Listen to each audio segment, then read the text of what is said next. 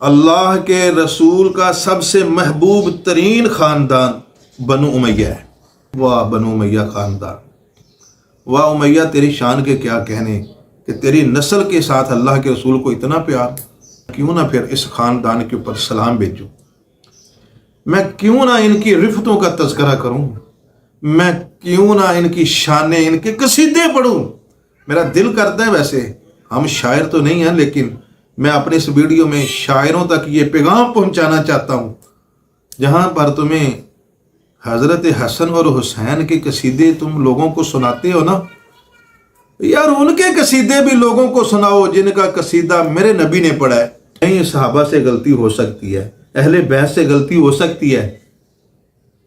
अगर हज़रत अली रज़ी अल्लाह ताला अन्हो, ये जो मैं बात करने लगा हूँ बात समझने वाली है, अगर वो ये बातें कर रहे हैं ना कि हज़रत उस्मान जंग से दौड़े थे, यजीद फलां था, शराबी था, अमीर मुआविया की माँ मैसून ऐसी थी, फलां बंदा ऐसा था, फलां ऐसा था, अगर वो ये बातें करते हैं, उनके दिफा में वक़्त ज़ाया ना करो। तुम्हारे बड़े हज़रत अली, हज़रत हसन, हज़रत हुसैन, क्या उनसे गलतियाँ नहीं हुई? वो कहेंगे नहीं जी नहीं, उनसे गलतियाँ नहीं हुई। कहेंगे ये नहीं नहीं, वो तो पाक थे, पाक ख़ानदान था फलां। वह यार, उनको तस्वीर दिखाने की ज़रूरत है। तो हज़रत अली, हज़रत हसन हुसैन के हवाले से उनकी अगर कोई गलती है ऐसी, चाहे वो दीनी है या सियासी है, अगर उसको कोई बयान करे, उसके ऊपर नासबियत का फतवा और उठा ना तरीक। हज़रत हसन ने सिर्फ सुलह नहीं की, वल्ला कौन कहता है सुलह की?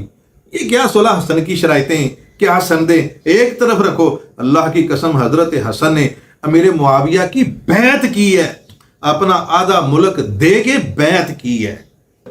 3 शर्तें पेश की, उनमें से एक शर्त थी कि मैं यजीद की बैत करना चाहता हूँ। यजीद की बैत के लिए कूफा से निकले, दमिश्क की तरफ जा रहे हैं, रास्ते में करबला में पहुंचे, कूफी शियों ने आके शहीद कर दिया। उनकी यजीद की बैत करने की ख्वाहिश को पूरा ना होने दिया। तो इसलिए भाई सलाम है इस ख़ानदान को कि जिनकी बैतें अहले बैत ने की। रसूलुल्लाह ने फरमाया, जिसने अली को गाली दी उसने मुझे गाली दी। रसूलुल्लाह को गाली देने वाला इंसान कैसा होगा, आप खुद फैसला करें, आप खुद फैसला करें। यजीदी मुल्लाओं के पीछे न चलें, आपके अपने अंदर भी एक ज़मीर है, खुद फैसला करें। यजीद और उसके खानदान ने ये दीन को जो नुकसानात पहुंचाए, क्या उनमें पहला नुकसान ये कि इन्होंने वहां से बात शुरू कर लेते हैं जहां से लोग ला इल्म है। ये वो हैं जिन्होंने खलीफा राशिद इमाम हसन इस्लाम से सुलह की, लेकिन सुलह के नाम पर गद्दारी और धोखा किया, और सुलह की किसी एक शर्त को भी पूरा न किया। ये वो हैं जिन्होंने वादा खिलाफी को आम किया। ये वो हैं जिन्होंने अमानतों में खयानतें शुरू की। खिलाफत रसूलुल्लाह की अमानत थी, जिसको मलूकियत और बादशाहत में बदल दिया गया। मलूकियत और बादशाहत में, बल्कि नबी अलैहिस्सलाम ने फरमाया, काट खाने वाली जालिम बादशाहत इनसे शुरू हो गई। ये हदीस है, इसके वजह से चाहिए मुझसे ले। 5वां इनका जुर्म ये कि जिन्होंने इनसे इख्तिलाफ किया उसकी गर्दन उड़ा देते थे। ये रवाज इन्होंने दिया, रवाज बोलिए, खुद को खुदा का दर्जा दे दिया, कोई हमारे सामने बोल नहीं सकता।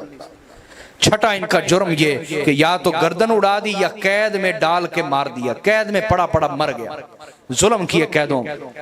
7वां इनका जुर्म ये वो हैं जो मिंबरों पर बकायदा रसूलुल्लाह को गालियां देते थे। आप कहेंगे ये कैसे हो सकता है? हाँ, हजरत उम्मे सलमा ने यही कहा था इनसे कि तुम लोग, मैंने सुना है तुम लोग मिंबरों पर रसूलुल्लाह को गालियां देते हो। उन्होंने कहा तौबा तौबा, कौन है जो रसूलुल्लाह को गाली दे? आपने फरमाया, अल्लाह की कसम मैंने रसूलुल्लाह को फरमाते हुए सुना है, मन सब्बा अलीयन फकत सब्बानी। रसूलुल्लाह ने फरमाया, जिसने अली को गाली दी उसने मुझे गाली दी। रसूलुल्लाह को गाली देने वाला इंसान कैसा होगा, आप खुद फैसला करें, आप खुद फैसला करें।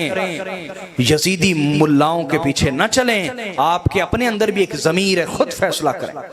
आठवां इनका जुर्म ये कि इन्होंने खिलाफत को मौरूसी हुकूमत बना दिया, वरासती निज़ाम बना दिया और कैसरियत और किसरियत जिंदा कर दी। कैसर और किसरा के तरीके, ईसाई बादशाहों के तरीके इन्होंने दोबारा से जिंदा कर दिए।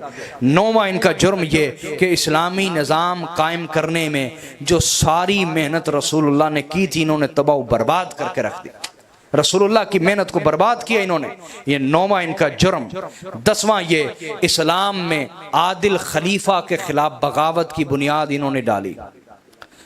मौला अली खलीफा राशिद हैं या नहीं बोले, बल्कि वो खलीफा राशिद हैं जिनके बारे में हमारे अकाबरीन ने वाज़े कह दिया कि मौला अली खलीफा बने, इससे मौला अली की शान में इजाफा नहीं हुआ, खिलाफत की शान में इजाफा हुआ। अली खिलाफत के बगैर भी अमीरुल मोमिनीन हैं, अली खिलाफत के बगैर भी इमामुल मुत्तकीन हैं, अली खिलाफत के बगैर भी सैयदुल मोमिनीन हैं। अली की शान में कोई इजाफा नहीं हुआ। अली जो थे वो हैं, खलीफा बनने से वो औरों की शान में इजाफा हो, अली की शान में इजाफा ना हुआ, बल्कि खिलाफत की शान में इजाफा हुआ कि अली ने उसको कबूल कर लिया। समझे बात या नहीं?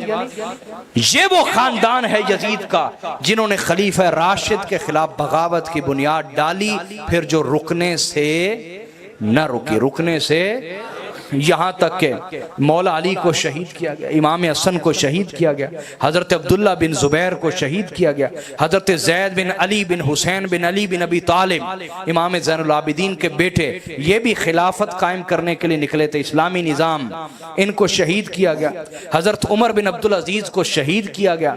उसकी वजह यह थी, एक तरफ वो इस्लामी निज़ाम को उन्होंने जिंदा किया, दूसरी तरफ अहले बैत की वफादारी को जिंदा किया, अहले बैत की वफादारी को हुकूमती सतह पे जिंदा किया। अल्लाह उन पर करोड़ रहमतें नाजिल फरमाए। हमारी दुश्मनी और दोस्ती की बुनियाद नबी का खानदान है। जिसने वफा की हमारे लाखों सलाम, जिसने गद्दारी की उस पर लाखों बार लानत। हजरत नफ्से ज़किया, ये भी खलीफा राशिद है। हजरत नफ्से ज़किया ये इमाम हसन के पोते के बेटे हैं, इमाम हसन इस्लाम के। इनके हाथ पर पूरी उम्मत ने बैत की थी, तो बनु अब्बास ने इनके साथ धोखा किया, इन्हें जेल में डाल के खुद तख्त पर काबिज हो गए। हजरत नफ्से ज़किया, क्या नाम है, ये खलीफा राशिद है, इनको शहीद किया। यानी वो जो बुनियाद डाली गई खलीफा राशिद के खिलाफ बगावत की, फिर वो रुकने से न रुकी। 11वां इनका जुर्म यह है कि इन्होंने इस्लाम के अंदर पहली जालिम बादशाहत की बुनियाद डाली, जो आज तक ख़त्म हो रही। आज तक जालिम हुक्मरान है हम पर। वजह क्या है? हम आज तक समझ ही नहीं पाए कि इस्लाम को हकीकी नुकसान किसने पहुंचाया। हम समझ नहीं पाए कि हुजूर की जो सारी मेहनत थी खिलाफत वाली, उसको बादशाहत में तब्दील किसने किया। हम समझ नहीं पाए। हाँ, तो ये अहले बैत से गद्दारी का नतीजा है कि ये जालिम हुक्मरान हमारे लिए आज़ाब बने हुए। वफा कीजिए नबी के घराने से। 12वां इनका जुर्म ये कि इन्होंने ईद के लिए नमाज, ईद की नमाज के लिए अजान और इकामत की बिदअत जारी की। आज जो यजीदी बात बात पे कहते हैं ना बिदअत बिदअत बिदअत, उनसे कहें पहला बिदअती कौन है? पहला बिदअती कौन है? पहला बिदअती जिसने सुन्नत को मिटाया और बिदअत को जारी किया, पूछे ना उनसे कौन है। तो खानदान यजीद का ये 12वां जुर्म, इन्होंने बाकायदा ईद नमाज के लिए बिदअतें जारी की, अजान होती थी, इकामतें होती थी, हालांकि हुजूर का ये तरीका बिदअत। फिर 13वां इनका जुर्म ये कि नमाज ईद का खुतबा इन्होंने ईद नमाज से पहले शुरू कर दिया। ईद नमाज से वजह यह थी कि ईद नमाज पढ़ा के चूंकि मजमा ज्यादा होता था, ये मिंबरों पे खड़े होके मौला अली की गुस्ताखी करते थे। तो जो जलीलुल कदर सहाबा थे वो उठ के चले जाते थे, कहते थे ये खबीस गंदी नस्ल है, जिनका मिंबर है उनके मिंबर पे खड़े होके उनकी गुस्ताखी करते हैं। तो वो इनका खुतबा सुनते नहीं थे। इन्होंने क्या किया, इन्होंने खुतबा पहले कर दिया। ईद का खुतबा हुजूर की सुन्नत को बदल डाला। पहला बिदअती खानदान कौन है? आज आपसे हक छुपाया जाता है, हक आपको बताया ही नहीं जाता, और अगर बताया जाए तो आपके ज़हन में पहले से बुत बने हुए हैं। पहले से बुत बने, आप कहते ना ना बुत ना टूटे, तौबा तौबा इसे खराश ना आए। अरे भाई हम तो मौला अली की औलाद हैं, तलवार जुल्फकार से ऐसे बुत तोड़ के रख देंगे। हम जुल्फकार वाली तलवार वाली हस्ती की औलाद हैं और आप सब हैदर कर्रार के मुरीद हैं। जिंदगी में वादा करें हम ऐसे बुत तोड़ के रख देंगे इल्म और दलील की ताकत से। किससे? इल्म और दलील की ताकत से तोड़ के रख देंगे। 14वां इनका जुर्म ये कि इन्होंने बाकायदा अहले बैत पे लानत का सिलसिला जारी किया। अल्लाह इन पर करोड़ों बार लानत करे, हर दिन हर रात करे। ये मेरे पास सही मुस्लिम पड़ी है पीछे, बाकायदा कहते थे लाअनल्लाहु अबा तुराब, मौला अली का नाम लेके लाअनल्लाहु अबा तुराब, अल्लाह इन पर करोड़ों बार लानत करे। नमाज में दुरूद पढ़ते थे और मिंबरों पर लानत करते थे। ये ऐसे लोग आज भी हैं, आप पहचाने उनको। कुछ वाज़े हुसैनी हैं, उन्हें सलाम, कुछ वाज़े यजीदी हैं, उन पर लानत, कुछ बीच में मुनाफिकीन हैं जो हमारे अंदर इमाम मस्जिद भी बने हुए हैं, खतीब भी बने हुए हैं। समझ आई या नहीं आई? सही फरमा रहे, उन पे डबल लानत। वजह क्या है? कुरान ने कहा ला इलाहा उला व ला इलाहा उला, ना इधर के ना उधर के, ना इधर के ना इन्हें जन्नत में अहले बैत नहीं जाने देंगे और दोज़ख में उनकी पिटाई करेंगे यजीदी। वो कहेंगे ओ खबीस, लोगों के सामने कहता था हम भी हुसैनी हैं, साढ़ा मुनाफकत करना सर तेरी ऐसी दी तैसी। दोज़ख साढ़ा कार है, इतने मुनाफका का कोई काम नहीं, वो फैंटी लगाएंगे दोज़ख में पकड़ के। समझ आई कि नहीं आई? आप कहेंगे मैं अपनी तरफ से तौबा करो, मैं अपनी तरफ से एक जुमला भी नहीं बोलता। ये कुरान में दोस्त की एक दूसरे को मारेंगे, ये कुरान में दोस्त की एक दूसरे को मारेंगे, लानते भेजेंगे, गुस्से मुक्के सब चलेंगे, वहां एक दूसरे पे गुस्सा निकालेंगे पूरा, ये कुरान पाक में। समझ आई बात या नहीं? तो बीच में जो मुनाफिक है ये सबसे ज्यादा खतरनाक है, इनसे हमें मोहतात होना होगा। इनका 15वां जुर्म ये कि इन्होंने दीन और सियासत को अलग-अलग कर दिया। हालांकि रसूलुल्लाह ने जो मेहनत फरमाई उसमें दीन और सियासत इकट्ठे थे। समझ गए बात? 16वां इनका जुर्म ये, मुसलमानों में सबसे पहले ये वो खानदान है जिन्होंने लाशों के सर काटना शुरू किया। इनसे पहले किसी मुसलमान का सर नहीं काटा जाता था, किसी मुसलमान का सर। ये बिदअत इन्होंने शुरू की और दीन मोहम्मदी की खिलाफ वर्जी। ये इनका 16वां जुर्म। 17वां जुर्म ये वो है जो गधे की खाल में रख के सिलाई करके लाशों को जलाते थे। हजरत अबू बकर सिद्दीक का सगा बेटा मोहम्मद बिन अबू बकर चूंकि मौला अली से इश्क करता था, उसे गधे की खाल में सिलाई करके जला दिया। हजरत आयशा का सगा भाई हजरत मोहम्मद बिन अबू बकर रदियल्लाहु ताला गधे की खाल में जला दिया उन्हें। ये वो लोग हैं। इमाम हुसैन इनके खिलाफ क्यों ना खड़े होते, इमाम क्यों ना क़याम करते?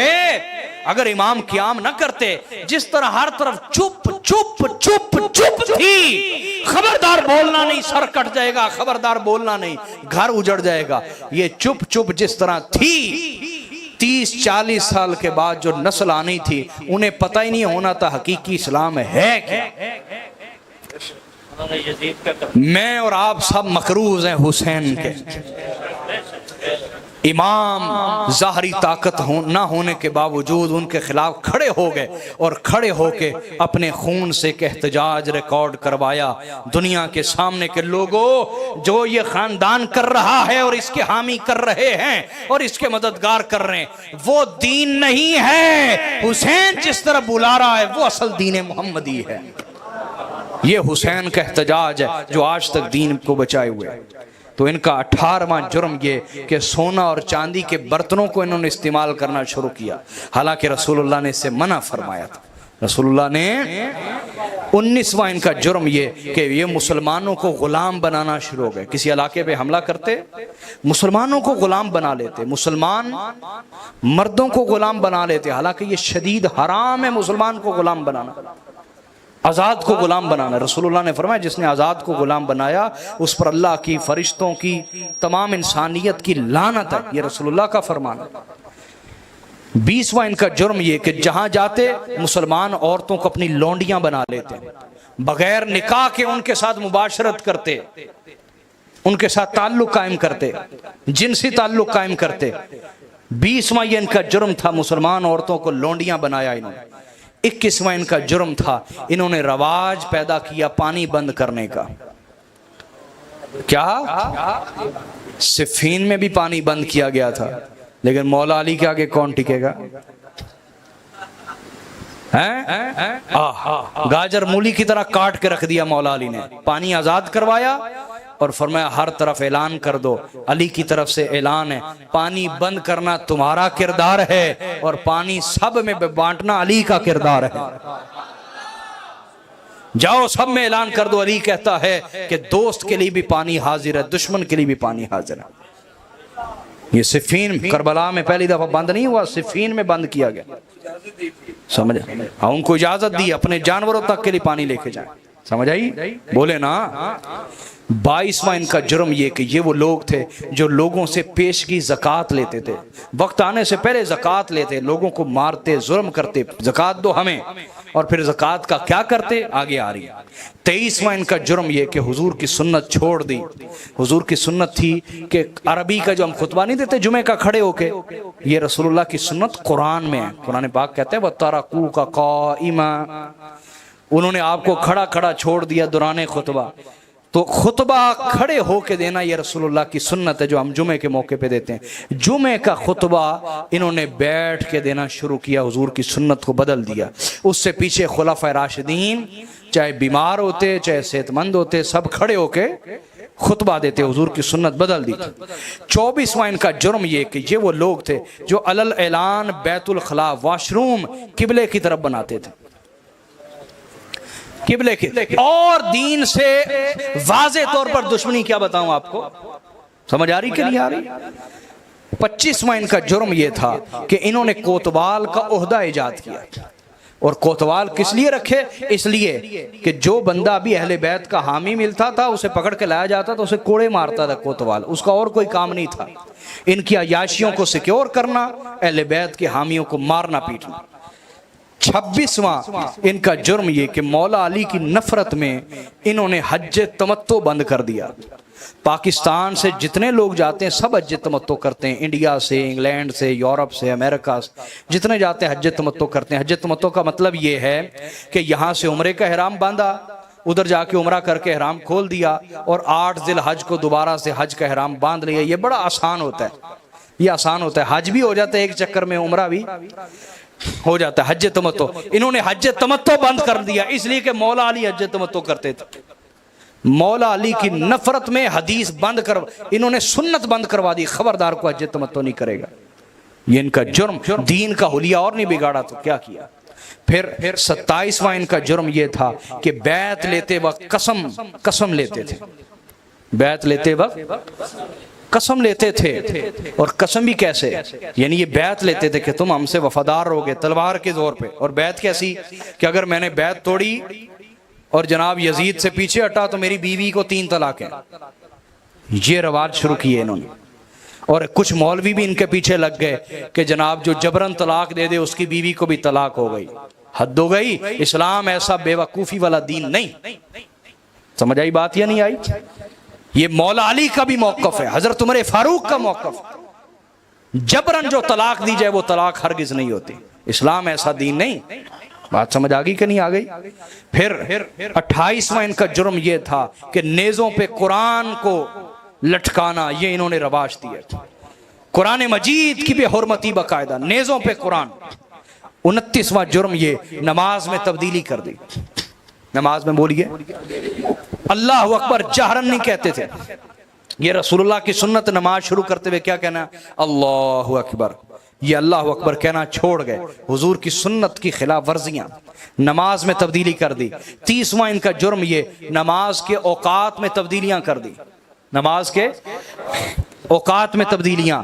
हत्ता के जुमे का खुतबा क्या मगरिब होने तक जारी रहता था इनका।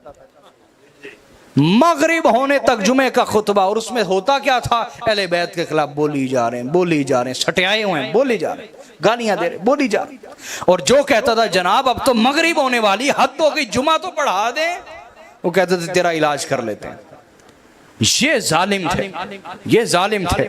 31वां जुर्म ये कि जुमे की नमाज में रसूलुल्लाह की सुन्नत थी, सूरह जुमा पढ़ते थे एक रकत में, और दूसरी रकत में सूरह मुनाफिकून पढ़ते थे। क्या पढ़ते थे? मौला अली का भी मामूल यही रहा कि पूरी जिंदगी जुमे में पहली रकत में सूरह जुमा और दूसरी रकत में सूरह मुनाफिकून पढ़ते थे। मौला अली सूरह मुनाफिकून याद कराते थे अपने मुरीदों को, ताकि तुम्हें मुनाफिकों की पहचान हो। क्या हो? जब ये आए, इनके हाथ में इख्तिदार आ गया, इन्होंने जुमे से ये दोनों सूरतें खत्म कर दी। हजरत अबू हुरैरा जो अजीम सहाबी हैं, मैं आपको कह रहा हूं अहले बैत के दुश्मन सहाबा के भी दुश्मन है। वजह क्या है भाई? सहाबा के पास तो एक निस्बत है ना हुजूर की, क्या? अहले बैत के पास तो दो निस्बतें, तो जो दो निस्बतों को नहीं मानता वो एक निस्बत को क्या मानेगा? हजरत अबू हुरैरा फरमाते हैं कि एक दिन मरवान ने कहीं जाना था, मरवान ने कहीं जाना था, तो हजरत अबू हुरैरा से कहने लगा कि मेरी जगह जुमा पढ़ा देना। तो हजरत अबू हुरैरा ने पहली रकत में सूरह जुमा पढ़ाई, दूसरी रकत में सूरह मुनाफिकून। उन्होंने सलाम फेरते ही कहा, हो जी नमाज सानू नहीं चाहिए दी। हजरत अबू हुरैरा ने क्या क्या हुआ? उन्होंने कहा ये नमाज जुमे की तो अली पढ़ाया करता था, ये तो अली जुमे की नमाज पढ़ाता था, हमें ऐसी नमाज नहीं चाहिए। हजरत अबू हुरैरा ने कहा खुदा तुम्हें गारत करे, ये सुन्नत तो रसूलुल्लाह की है, और अली अलैहि सलाम का कोई अमल हुजूर की सुन्नत के खिलाफ होता ही नहीं था, तो तुम मौला अली की नफरत में हुजूर की सुन्नत से नफरत करने लग गए। ये वो लोग थे, ये इनका 31वां जुर्म था कि मौला अली से चिढ़ इन्हें कुफर तक ले गई। क्या?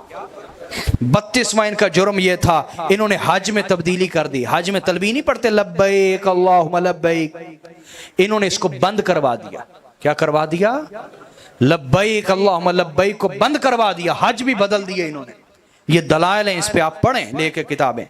33वां इनका जुर्म ये कि हज में मिना के मैदान में कसर नमाज पढ़ी जाती है, 2 रकतें, 4 रकतें पढ़ी जाती। इन्होंने मौला अली की नफरत में कि मौला अली 2 रकतें पढ़ाते थे, इन्होंने 4 पढ़ाना शुरू कर दी, हज का हुलिया बिगाड़ दिया। 34वां इनका जुर्म ये कि ये वो खानदान है जिनके खिलाफ इमाम हुसैन खड़े हुए, इन्होंने कुफार को ओहदे दिए। सहाबा इकराम जलीलुल कदर सहाबा के होते हुए इन्होंने कुफार को ओहदे दिए। वजीर तालीम ईसाई था बनु उमैया के दौर में, शाही तबीब ईसाई था, शाही तबीब, हाँ शाही तबीब ईसाई था। मुशीर आला जिसके मशवरे से हर फैसला जारी होता था, यह भी ईसाई था। ये यजीद को खानदान में मिले थे तीनों, वरासत में मिले थे तीनों, समझ आ रही है? वजीर तालीम ईसाई, शाही तबीब ईसाई, मुशीर आला ईसाई। तो क्या वो इस्लाम के हक में मशवरे देते होंगे? और उनके मशवरों पे चलने वाले कैसे लोग होंगे? चौथा दरबारी शायर भी इनका ईसाई था, दरबारी शायर भी, और यजीद की वालिदा मोहतरमा भी ईसाई थी। ये इनका जुर्म है। 35वां जुर्म ये भी है इनका। अच्छा, तो इनका ये भी जुर्म है, ये मैंने यहाँ नोट नहीं किया हुआ, ये आप नोट कर लें। ये वो लोग हैं जिन्होंने हुकूमती सतह पर गैर मुस्लिम लड़कियों से निकाह को रवाज दिया था। अब जारी सी बात, जो गैर मुस्लिम लड़कियां होती वो पर्दे का एहतमाम नहीं करती, हया फहाशी उनमें आम है, तो मुसलमान लड़के उनकी तरफ ज्यादा माइल होंगे ना, उनकी तरफ ज्यादा माइल होंगे। तो फहाशी का बाकायदा बाजार इन्होंने खोला। क्या? 35वां इनका जुर्म ये, ज़कात जो खालिसतन मुसलमानों का हक है। किन का हक है? जिसकी नींद पूरी होगी जरा जाग जाए, जाग जाए, जिसकी नींद पूरी हुई है जागे जरा। ज़कात मुसलमानों का हक है। किसका हक है? 35वां इनका जुर्म यह है कि ज़कात के महकमे के अफसरान इन्होंने ईसाई मुकर्रर किए हुए थे। और पीछे क्या रह जाता है? 36वां जुर्म, ज़कात के माल हुक्मरान अपनी अयाशियों पे खर्च करते थे। महंगी से महंगी खुशबू, महंगी से महंगा जुब्बा, महंगे से महंगा कमीज, कहां से? ज़कात के पैसे से। ज़कात के पैसे, अयाशियां बैतुल माल से की। 37वां इनका जुर्म यह था कि जो सही फतवा देता था उस आलिम की गर्दन उड़ा देते थे। खुद ताबई हैं, कौन है? सईद बिन जुबैर। उनसे किसी ने मस्जिद में मसला पूछा, उन्होंने जवाब दे दिया। जब वो उठ के चला गया ना, सईद बिन जुबैर पीछे ही आ गए, कहने लगे मेरे भाई रुक जाओ, वो जो फतवा मैंने मस्जिद में दिया था वो गलत था, मैंने अपनी जान बचाई थी, सही फतवा ये है। तो उन्होंने कहा कि आप जान बचाने वालों में से? उन्होंने कहा नहीं, मैं जान बचाने वालों में से नहीं, लेकिन अगर मुझ जैसे भी नहीं रहेंगे ना जो खुफिया तरीके से ही हक बता देते हैं, तो फिर तुम्हें हक बताने वाला कौन रहेगा? ये अहले बैत के दुश्मन जुल्म इतना करते हैं। हम खुफिया तौर पर हक बताने वाले तो हैं ना हुसैनी, अगर हम भी ना रहे तो क्या बनेगा? ये वो लोग थे सही फतवा देने पर गर्दन उड़ा देते थे। 38वां 38 जो इनका जुर्म था ये था कि नेकी से रोकते थे, बुराई का हुक्म देते थे बकायदा। क्या क्या सूरतें थी आपको बताऊंगा इंशाल्लाह। 39वां इनका जुर्म ये था, या किसी ने पढ़ना हो तो मेरे पास आए। 39वां इनका जुर्म ये था, ये वो थे जिन्होंने सूदी कारोबार का दोबारा से आगाज किया था। रसूलुल्लाह हराम कर गए सूद के कारोबार को, इन्होंने दोबारा से शुरू किया। 40वां इनका जुर्म यह था कि सदका फितर जो फितराना है उसके हकाम भी इन्होंने बदल दिए। बोलिए बदल दिए। तो इमाम क्यों ना क़याम करते? चुप चुप चुप चुप हर जुबान पे लगा दी थी इन्होंने, खबरदार बोलना नहीं, बोलना नहीं, बोलना नहीं। पीर नसीरुद्दीन गिलानी ने नहीं फरमाया, यजीदे वक्त के आगे खड़े हैं सब खामोश, यजीदे वक्त के आगे खड़े हैं सब खामोश, हुसैन ही जो चलाए तो कोई बात चले।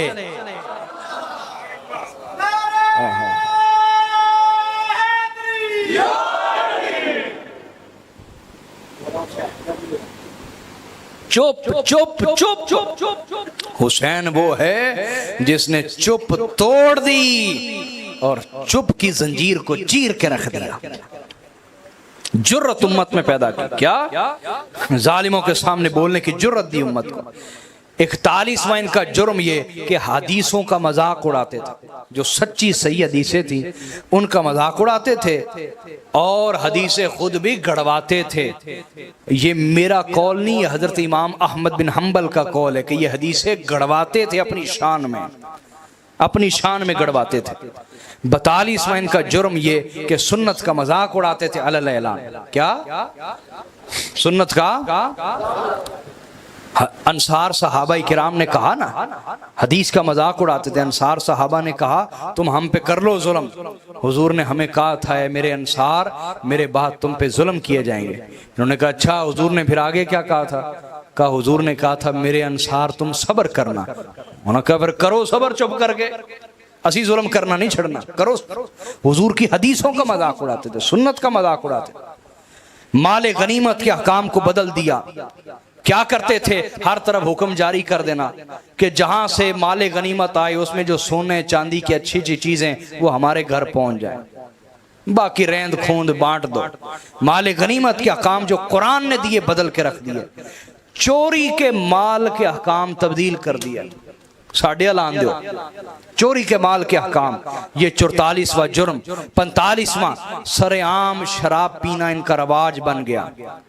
सरेआम शराब पीना, हत्ता कि हजरत अब्दुल्ला इब्ने मसूद, कौन? ये वो सहाबी रसूल हैं हजरत अब्दुल्ला इब्ने मसूद के मसरूक ताबई कहते हैं अगर कुल सहाबा का इल्म जमा करो तो दो हस्तियों में जमा होता है, अली बिन अबी तालिब और हजरत अब्दुल्ला इब्ने मसूद। ये वो हैं हजरत अब्दुल्ला इब्ने मसूद। और रसूलुल्लाह ने फरमाया जिस चीज को अब्दुल्ला इब्ने मसूद ठीक कह दे वो अल्लाह के यहाँ भी ठीक होती है।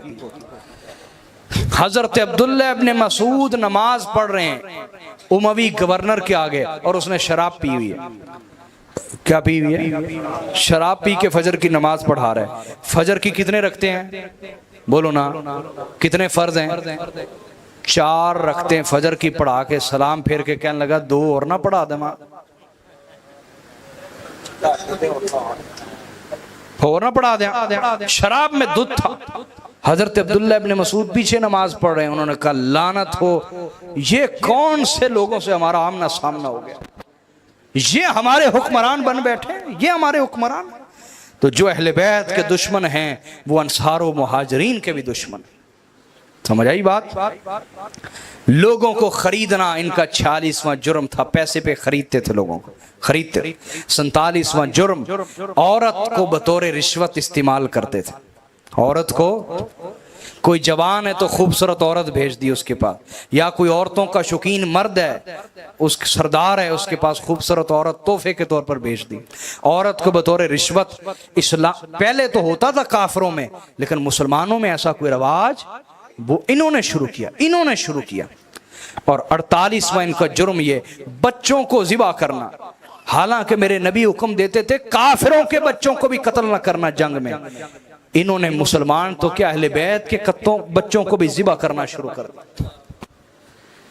बुसर बिन अबी अरतात, ये जालिम तरीन गवर्नर था। इसने जब यमन पे हमला किया तो वहां रसूलुल्लाह के चचाजाद भाई हैं, रसूलुल्लाह के चचाजाद भाई उबैदुल्लाह इब्ने अब्बास, वो गवर्नर थे, वो घर पे नहीं थे। इन्होंने घर पे हमला किया, नबी के घर पे हमला किया, खानदान नबूवत के घर पे हमला किया। उस वक्त उनकी औरत और उनके 2 बच्चे थे छोटे छोटे। इन जालिमों ने बच्चों को उल्टा पकड़ के, इधर देखो मेरी तरफ, पकड़ के ऐसे टांगों से पकड़ के चीर के 2 हिस्से कर दिया। उन बच्चों की माएं ये मंजर देख के पागल और दीवानी हो गई। ये नबी के घराने पे जुल्म करते रहे और तुम इनकी हिमायत करते हो यजीदी मुल्लाओं के पीछे लग के। ऐसी जिंदगी से मौत बेहतर है। हम हुसैनी हैं, यजीद और उसके खानदान की कभी हिमायत नहीं करेंगे। बात समझ गई? सुनने ये वो लोग हैं जिन्होंने बच्चों को जिबा करना रवाज दिया। 49वां जो इनका जुर्म है, इन्होंने अहले बैत की दुश्मनी को आम किया, नासबियत को आम करना ये इनका वतीरा बना।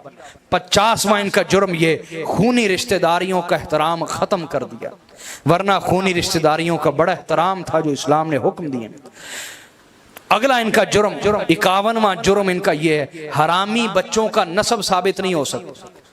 हरामी बच्चों का नसब साबित हो सकता, इन्होंने हरामी बच्चों का नसब साबित किया और उनको अपना भाई और चचा करार दे दिया, हरामी बच्चों को।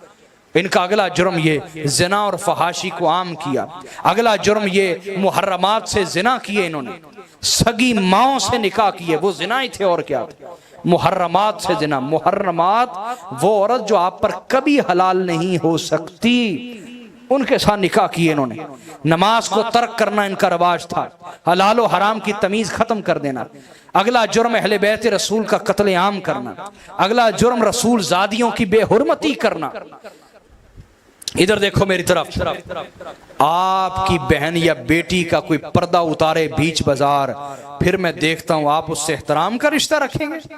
बोलो, अगर दिल में ईमान है तो जिसने नबी की बेटियों के पर्दे खींचे और उनके सर नंगे किए, तुम उनकी हिमायत का सोचो भी तो तुम कुफर पे हो। ये हालत काफिरों वाली हालत तो हो सकती, मुसलमानों वाली हालत नहीं। अंदर ईमान हो तो नबी की बेटियों के पर्दे तक तो हाथ पहुंचने वाला दूर की बात, जो ऐसा सोचे भी तो इंसान उसकी हिमायत नहीं कर सकता। क्यों भी मैं ठीक कह रहा हूं या नहीं कह रहा? सच्ची गवाही दें। 57वां इनका जुर्म ये कि रसूल ज़ादों के सर काट के नेज़ों पे चढ़ाए। नेज़ों पे चढ़ाए जाने का कभी इस्लाम में रवाज नहीं था, सरों को नेज़े पे चढ़ाना। चढ़ाया भी तो नबी की औलाद के सर। ये इनका जुर्म, कुछ जुर्म पहले कुछ जुर्म बाद के जो मैं बता रहा हूँ। और इनका अगला जुर्म ये शहादतों पर खुशी मनाना इन्होंने शुरू की। सुनन नबी दाऊद में है, उम्दतुल कारी में इमाम ऐनी की किताब मेरे पीछे पड़ी है इधर। इमाम हसन अलैहिस्सलाम की शहादत की खबर मिली तो खुशी का इजहार किया गया। अकल वालों ने तो कहा दुश्मन मरे तो खुशी न करिए, सजना भी टुर जाना। इमाम हसन जो नबी की औलाद और नबी के दिल का चैन है, उनकी शहादत की खबर मिलने पर खुशियां करते रहे। और इनका अगला जुर्म ये 59 59वां जो इनका जुर्म है, जाहली असबियत को जिंदा किया, हमीयत को जिंदा किया, जाहली जिदबाजी को इन्होंने दोबारा से जिंदा किया। 60वां जुर्म ये, मुसलमान औरतों को बेचना शुरू कर दिया पैसे के ऊपर, ये इन्होंने शुरू किया।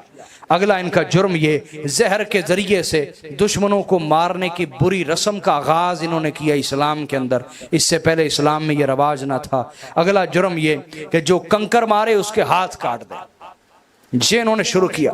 जियाद जो हराम ज्यादा था, ये मैं गाली नहीं दे रहा, वो वाकई हराम ज्यादा था, कुतुब हदीस है, हराम ज्यादा था, हराम ज्यादा। जब वो मौला अली को मिंबर पे गाली दे रहा था तो 80 सहाबा इकराम खड़े हो गए। कितने? उन्होंने हाथ में कंकरी पकड़ के मारी उसको, कंकरी। कहा मुंह बंद रख, तेरी जुर्रत कैसे हुई अली को गाली देते। उसने सिपाहियों से कहा, गवर्नर था वो कूफे का, उसने कहा ये मुझे जिंदा चाहिए। सबको गिरफ्तार करके 80 जलीलुल कदर लोगों के हाथ काट दिए। जो मौला अली की हिमायत में उठे वो हाथ काट दिए इन्होंने, जो मौला अली के दिफा में उठे वो हाथ काट दिए इन्होंने। और आज जानते हो यजीदी, उनके पास वो ताकतें नहीं, वो इख्तियार नहीं, वरना वो हमारे साथ भी यही करते। लेकिन फिर भी हम पीछे कभी ना हटते, अल्लाह की कसम कभी पीछे ना हटते। इनका 63वां जुर्म ये है जो मैंने अभी बता दिया कि हरामजादों का नस्ब साबित किया इन्होंने। 64वां जुर्म ये कि तहरीरी वादे करके मुकर जाते थे, उससे किया वादा तहरीरी, उससे मुकर गए, उससे वादा किया उससे मुकर गए। ये रवाज धोखेबाजियां इन्होंने शुरू की।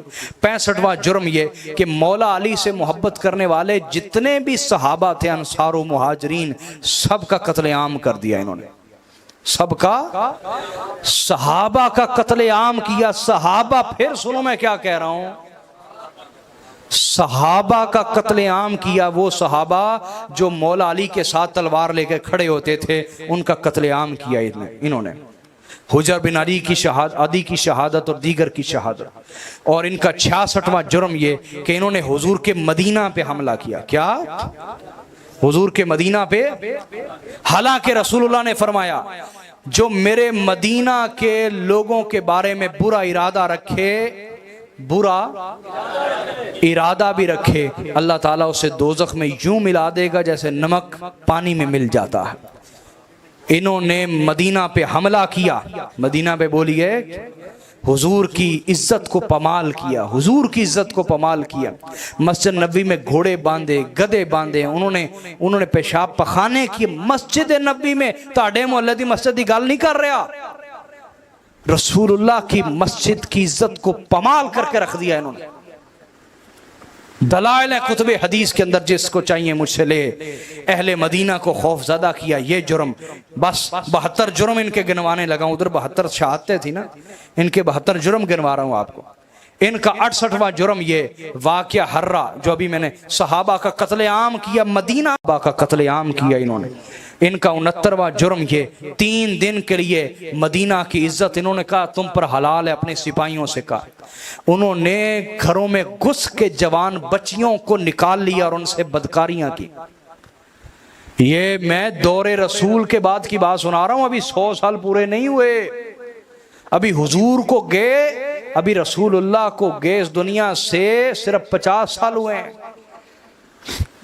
मदीना की बच्चियों को घरों से निकाल के उनके साथ जबरन जिना किए, बदकारियां की, रेप किए उनके इन्होंने, और कत्लेआम किया। और 1000 से जायद बच्चियां हामला हुई और उनके हरामी बच्चे पैदा हुए इनकी बदकारियों और इनके जिना की वजह से।